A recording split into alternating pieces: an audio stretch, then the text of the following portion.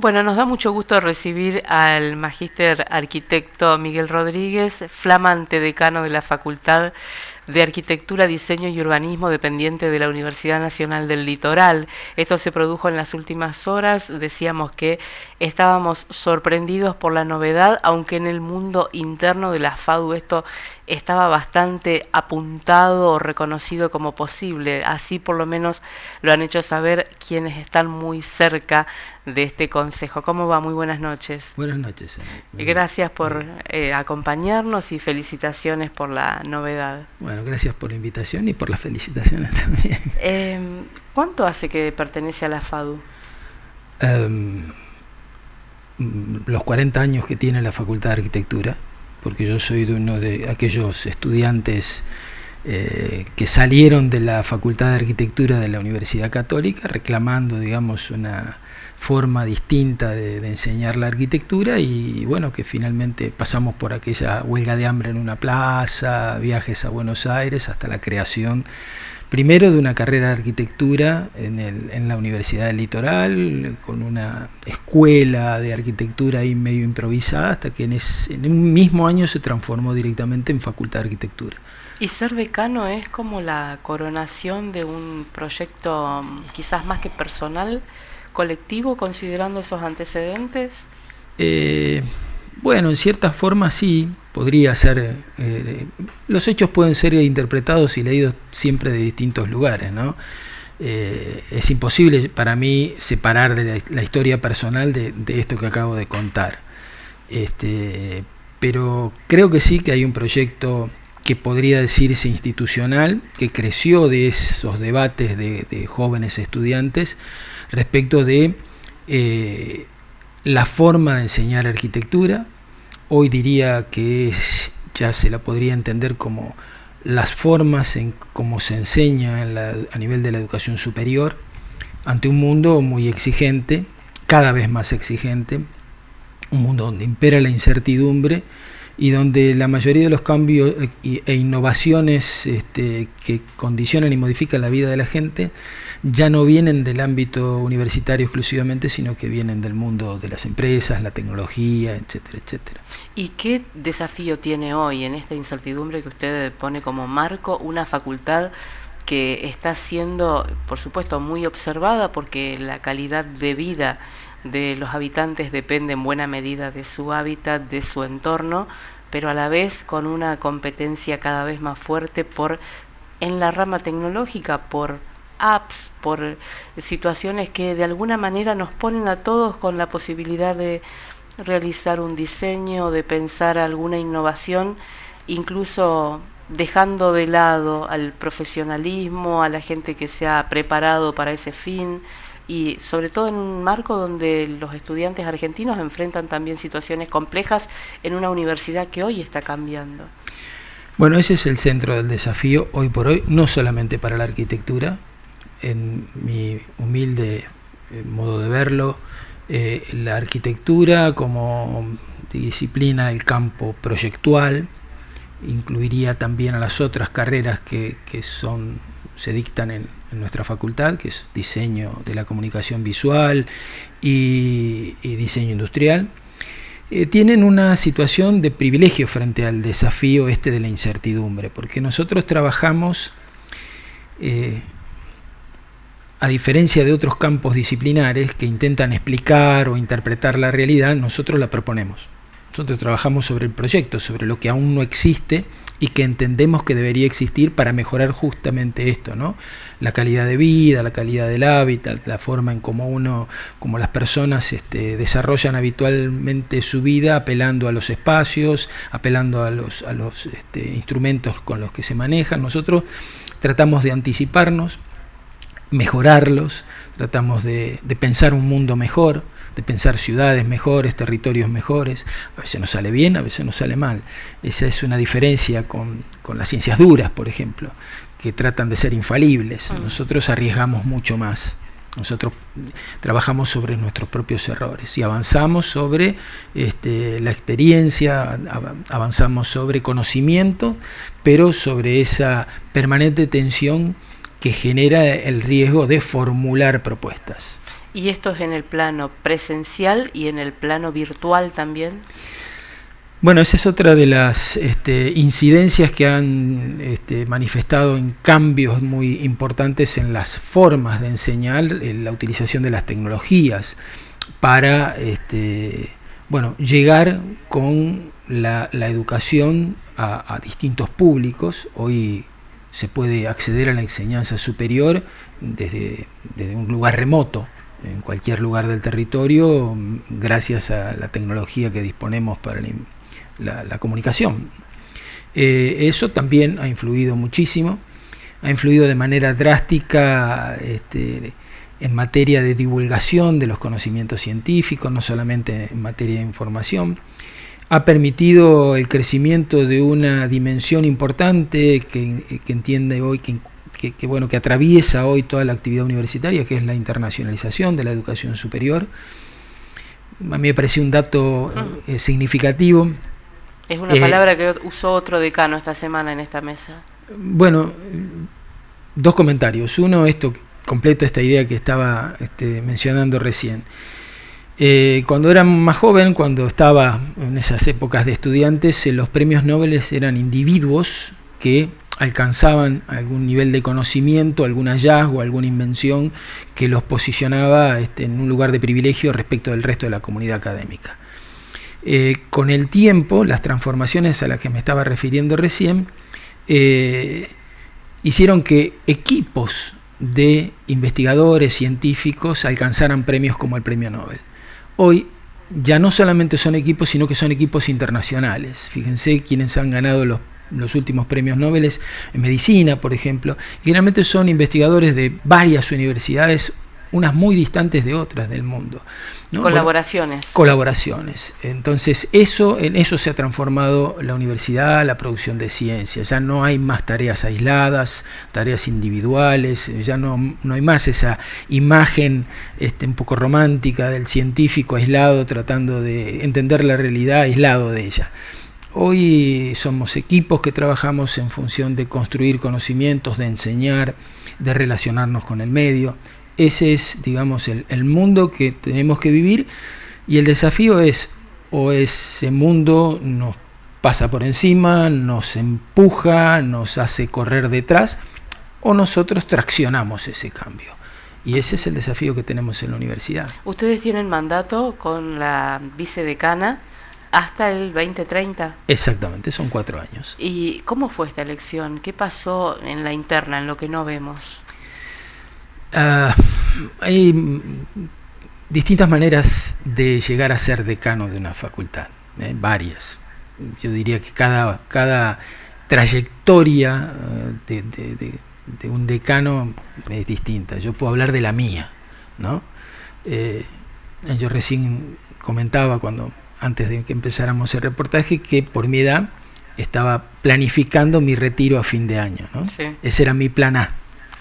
Y resulta que, por diversas situaciones que se fueron planteando en nuestra facultad en particular, es decir, hay toda una generación, aquella generación que empezó con la creación de la facultad, se ha ido jubilando, han ido, digamos, pasando al retiro, y de pronto la comunidad de la facultad se encontró con que eran pocos los profesores que reúnen las condiciones, los requisitos académicos.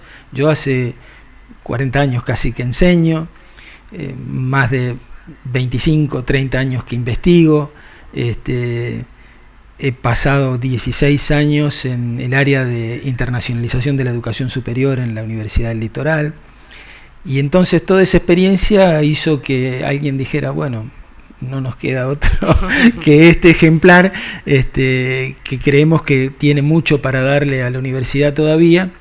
Y me convencieron de eso, y sentí que, hacer servicio dentro de la universidad es una especie de privilegio, el tener el privilegio de poder devolver todo lo que a uno le dio la universidad.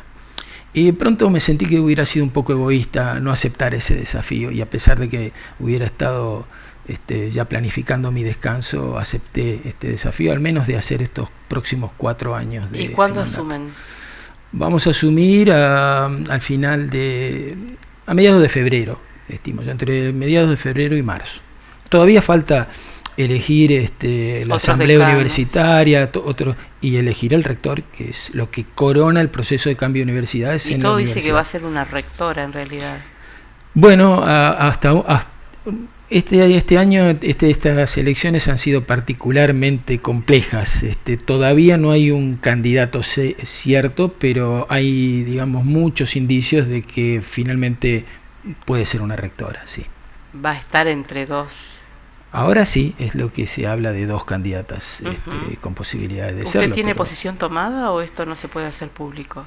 no, generalmente no conviene hacerlo público porque son muchas las Las presiones y son muchas. Hay que darle libertad a la comunidad académica para que contribuya con sus opiniones y sus decisiones en el momento oportuno, que es en la asamblea, cuando se elige el rector. Ujú. Vuelvo al tema de la tecnología hoy para el usuario común, no para el profesional de la arquitectura o el diseño. Sí. ¿Puede desplazar en algo a una carrera de estas características? La inteligencia artificial. Yo creo que aún no hay esas condiciones. Lo que me está preguntando es como si me dijera, ¿se puede reemplazar al profesor? ¿Se puede reemplazar en la educación la relación interpersonal? No sé si es por mi edad, pero yo lo veo aún difícil. La inteligencia artificial, por ejemplo, que ha ocupado un espacio muy importante en los últimos 2 años, ha sido una especie de sacudón fuerte que ha tenido la producción de conocimiento, producción de ciencia y técnica, la enseñanza, ayuda muchísimo en la producción de conocimiento, ayuda muchísimo. ¿Se insertó en la carrera, por ejemplo, de arquitectura? Es muy difícil insertar tan rápidamente en términos de contenidos, por ejemplo, pero sí de competencias. Ajá. Es decir, ayudarle a los alumnos que aprendan a utilizarla, a manejarla.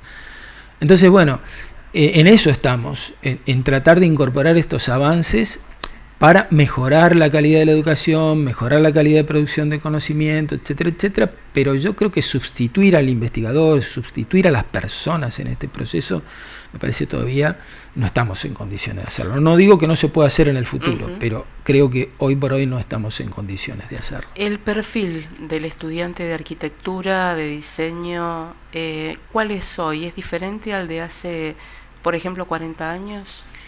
Sí, claramente, porque es distinto el perfil del graduado, el perfil de cualquier graduado universitario. De nuevo, voy a evocar la misma imagen, ¿no? El graduado universitario de hace 40 años era un estudiante, si se cumplía la premisa de la educación pública argentina, de que fuera producto del ascenso social, era el profesional que de manera independiente iniciaba su estudio, iniciaba su escritorio, iniciaba su consultorio y ofrecía su servicio profesional, y aisladamente o en pequeños equipos hacía carreras. Hoy ya eso ha pasado a ser historia. Hoy todo el mundo forma equipos de profesionales, muchas veces son equipos interdisciplinarios. Hoy abordar la complejidad que presenta la realidad para ofrecer buenos servicios profesionales, hacerlo desde una profesión y manera aislada es prácticamente impensable. ¿Y no cómo es el alumno que llega a la facultad? Bueno, ahí hay varias cuestiones que dan un perfil complejo, porque bueno, las características del segmento etario fueron cambiando en los últimos tiempos. Yo suelo decir que la universidad argentina, la universidad inclusive reformista, es una universidad que no deja de ser del siglo XIX, con profesores del siglo XX, que preparamos estudiantes y graduados del siglo XXI. Entonces ahí hay un problema de brecha que tenemos que salvar. Entonces nos encontramos con esa situación primero, ¿no? Y después con los déficits que todo el mundo conoce de la formación secundaria, que llegan muchos estudiantes con dificultades de lectoescritura, de interpretación de textos, que bueno, que nos hacen más compleja la tarea. No imposible de resolver, pero sí se vuelve más complejo. ¿Cuántos graduados van a tener este año? La facultad está dando un número de 300 graduados, es un número que va oscilando dependiendo de cómo es la la evolución de las distintas cohortes. Además se ha diversificado mucho la oferta en el pregrado, en el posgrado, en distintas... Esto es algo interesante, las facultades en su gran mayoría están tratando de ofrecer titulaciones intermedias, porque esa es otra característica del perfil que cambió. Ya no, digamos, hay una demanda muy importante de la salida laboral rápida, no de esas carreras de 6, 7 años que a veces llevaban 8, 10 de cursado. Los jóvenes necesitan rápidamente insertarse en el mundo laboral y bueno, la universidad ha empezado a ofrecer títulos intermedios y demás. Incluso hay carreras que se están acortando, las de grado, ¿no? Bueno, hay una tendencia al achicamiento de las carreras, al acortamiento de las carreras. No es una tendencia que solamente se plantea como una necesidad en nuestro sistema. Creo que los más innovadores en ese sentido fueron los europeos, que ya al final del milenio, al final del siglo pasado, lograron una reforma muy profunda del sistema de educación superior, llevando las licenciaturas a 3 años, o 3 o 4 años, y rápidamente acceder a la maestría como el camino para el ejercicio laboral, no quedarse en la licenciatura o en el bachiller. Miguel, vamos a hacer un paréntesis aquí por el tema universidad. Bien. Pero yo quiero hacerle una pregunta sobre marco referencial antes de finalizar. Ajá. Hubo un cambio de ordenanza en la ciudad y generó alguna discusión pública más allá del debate en el recinto. Creo que usted alguna posición debe tener porque me lo han señalado entre aquellos profesionales que puede hablar con cierta autoridad de la materia. Coménteme qué significa mover un marco referencial a su criterio. Bueno, yo antes voy a hacer una aclaración. Sí. Por una cuestión de principios personales, creo que es recomendable. De lo que se sabe hablar poco y de lo que no se sabe directamente no hablar. Por mi actividad académica tengo poca información sobre este tipo de cambios que sí sé que han sucedido en la ciudad. Pero voy a tratar de hacer un aporte al debate y a la reflexión. Por lo general, los instrumentos urbanísticos que apuntan a la regulación de la propiedad privada, de lo que cada vecino puede hacer en su terreno, en su propiedad, en su casa, donde fuera, por lo general son interpretados siempre como restricciones, como atentados a las posibilidades de hacer con mi propiedad lo que a mí me parece. Y es una lectura en principio correcta, salvo que se expliquen qué gana toda la comunidad con aplicando ese tipo de restricciones a los individuos, a las personas.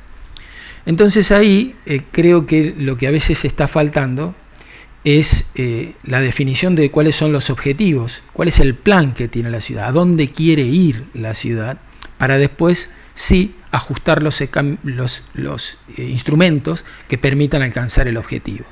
Y creo que Esperanza nunca terminó de tener un plan urbano consistente, con los consensos suficientes, para poder, a partir de eso, armar el andamiaje de instrumentos, de restricción, de control, de promoción, porque no solamente uno tiene que hablar de la restricciones al dominio, ¿no? Hay instrumentos que van por la vía de promoción, de promover determinadas situaciones. Entonces, bueno, eso es lo que yo puedo contar. No puedo entrar en detalle porque no conozco los detalles de las ordenanzas y de los instrumentos, pero siempre tengo esa sensación. Faltó afinar el marco general. Claro, porque los planes le dan sentido a lo que las ciudades quieren hacer consigo mismas. El plan urbano entonces de Esperanza, el plan urbano sustentable de Esperanza, ¿de qué carece? Tal vez no explica claramente cuál es el sentido, no hay coherencia entre el sentido que se le quiere dar al plan y las normativas y los instrumentos que deberían utilizarse para cumplir con esos objetivos. Entonces eso genera algún tipo de controversia seguramente, o algún tipo de polémica. ¿Lo seguimos en otro momento? Sí, cómo no hay ningún problema. Muchas gracias por haber venido. Al contrario, muy gracias amable. a ustedes por la invitación.